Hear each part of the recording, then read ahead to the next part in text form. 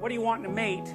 If you're a woman, you might say, well, you know, you want someone who's kind and loving and forgiving and empathic, and those are all good things, but it isn't necessarily the case that the empirical studies show that that's what drives mate selection. So we could look. This is an interesting study. It's a few years old. 1,000 French-Canadian respondents, 433 males and 700 females. And so here are the variables. One is possession of resources. It's a composite index composed of occupational prestige, income, and education. And then the other variables: acquisition of partners, sexual partners, that is. Number of lifetime and preceding year sexual partners, lifetime occurrence of simultaneous partners, which is a yes or no variable, and lifetime frequency of simultaneous partners, 1 to 5, with 5 being very often. Here's the assumption. You can, decide for yourself if you think this is a warranted assumption. The number of partners a member of sex A acquires is taken as an index of how often this individual is chosen by sex B. So that's an indication of reproductive fitness, desirability, at least as assessed by members of the opposite sex, who you would think would be the logical judges for that sort of thing. Male criteria: 166 unattached women ages 25 to 50. Correlation between fertility rates and number of partners in previous year equals 0.94. Males choose fertility. Indicators: beauty, waist to hip ratio, youthful appearance, and neotenous facial features. Neotenous means there's a tendency among animals as they evolve to increasingly look more in their adult stages like their juvenile forms. So here's an example. If you look at the skull of a baby chimpanzee, it looks almost exactly like the skull of an adult human. As adults, we're more like baby chimpanzees than the adult chimpanzees are. We've maintained a lot of our juvenile characteristics: playfulness, the ability to continue to learn, plasticity, all those things. There's a preference in objective beauty analysis, say, of facial features, for men to prefer more neotenous female faces. And you can tell that if you look at pictures of models. They generally have relatively small noses, relatively big eyes, the sort of things that are associated with cute. And cute actually is a pretty identifiable category. Most of the things that people find cute have large eyes, and the rest of their facial features are relatively small. There's other things that are associated with cute that aren't necessarily associated with sexual attractiveness, because cute things also have sort of random movements, like baby-like movements. And so the things that people, and relatively short arms, and just think of a teddy bear. So anyways, those are the male criteria. Female criteria: all respondents, correlation between socioeconomic status and frequency of simultaneous partners. For men it was 0.49. That's a big correlation. For women it was 0.04. That's zero, fundamentally. So the correlation between male socioeconomic status and frequency of simultaneous partners is 0.5. It's a huge effect. For women it's 0.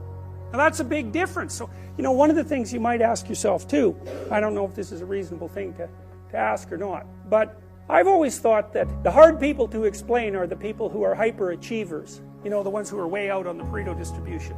And there aren't very many of them, and they're usually men. So if you look at the median number of publications, for example, that a female academic makes and a male academic, they're pretty much the same. But the mean for men is higher, and that's all driven by a small subset of men who are way the hell out in the Pareto distribution. Now you might ask, well, why is that? Well, it's simple. If you want to be way out on the Pareto distribution, so you're in the top, say, 1% of performers, or even 1/10 of 1% of performers, what do you have to do? Well, first, having an IQ of like 145 or above, that's really helpful. Then you should be insanely industrious. So maybe you'll work 90 hours a week or 100 hours a week at nothing but your stupid occupation. And maybe you'll do that for like 50 years. And so if you do that, well, you're going to be in that top 1 in 1,000 category. Well, the issue isn't why there are so few women in that category. The issue is, why are there any men at all in that category? Right? Because it's an insane lifestyle in many ways. It means that there isn't much left there for the rest of your life. You're hyper-concentrating on a single thing. Now, why would men do that? Well, here's a hypothesis. One of the things that drives the probability that a woman will find a man attractive enough to sleep with is his status. So then you can think, well, that's an extra motivational boost for men. Now, whether that's conscious motivational boost or not is not the point. The question is it a boost that might have been instantiated as an evolutionary element of general motivation? Well, men are more competitive, they're more disagreeable, and if they're more disagreeable and more competitive, they seem to do better, especially in high status jobs, and then women are more likely to pick men like that for sexual partners. So it's, at some point it becomes difficult to avoid the conclusion, especially since we know that the men on the way out on the tail end of the Pareto distribution are disproportionately likely to sleep with many women. So Warren Beatty, I think, 15,000, that was his estimate, 15,000 women. Kareem Abdul-Jabbar, the basketball player, he figured 10,000. So for every one guy who's got those numbers racked up, that's 10,000 guys who don't.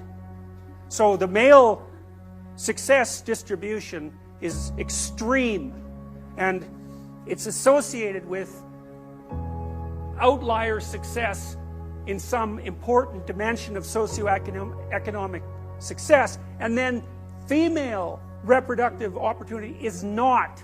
So, you know, is that relevant? Well, you know, it depends on how you think. It's hard for me to see that it can't be relevant. We certainly choose each other for self-awareness and consciousness and intelligence. And I don't, you know, if you're choosing a mate, there's an arms race in human beings. We're choosing intelligent mates, that's especially the case for women in relationship to men.